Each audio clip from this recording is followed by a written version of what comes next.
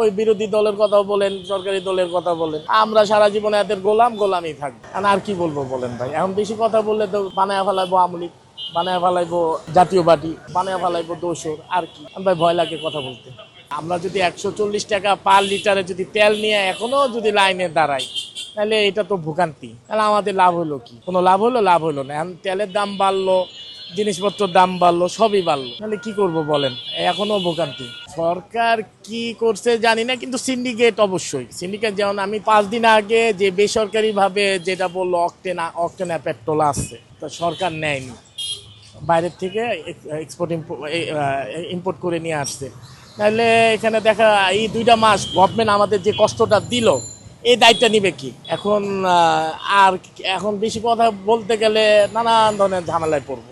ভাই না, মুখ বন্ধ, আমরা তো এদের গোলাম। এরা যা বলবে, সরকারি দল বলেন, বিরোধী দল বলেন, এরা তো তাদের চিন্তা করে। কারণ বর্তমানের আপনার আমাদের যে দৈনিক চাহিদা, এই চাহিদা তো গভর্নমেন্ট আমাদের মেটাতে পারছে না। তো ওই এবং বিরোধী দলও তো ওই করতে পারতেছে না।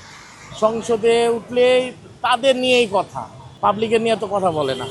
আর কি বলবো বলেন ভাই, এখন বেশি কথা বললে তো ধরেন বানায় ফেলাইবো আওয়ামী লীগ, বানায় ফেলাইবো জাতীয় পার্টি, বানায় ফেলাইবো দোসর। আর কি ভাই, ভয় লাগে কথা বলতে।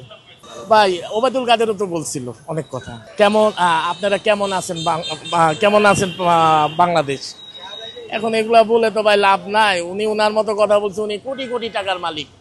আপনি হিসাব করে দেখবেন ভাইয়া, মন্ত্রী মিনিস্টারের ছেলে মেয়ে কইলাম বাংলাদেশে পড়ে না, তারাও কইলাম বাইরে তার ছেলে মেয়ে। তাদের তো আমাদের নিয়ে টেনশন নাই, তাদের ছেলে মেয়ে বাইরে পড়ে। এটা আমরা, তারা টাকা কামাবে, নিয়ে আবার বাইরে পাঠাবে। আর কি, হ্যাঁ, বেগমপাড়া তো তৈরি হয়েছে, এখন আরো বড় বেগমপাড়া হবে।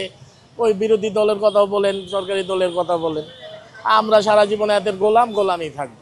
তেল নিয়ে ভাই কিছু বলা চাওয়া কি? এই লাইন তেল তো আছে ভাই, তেল না থাকলে এখনো কেন? তেল তো অবশ্যই বাংলাদেশে আছে। সিন্ডিকেটদের বড় লোক গভর্নমেন্ট বানায় দিল।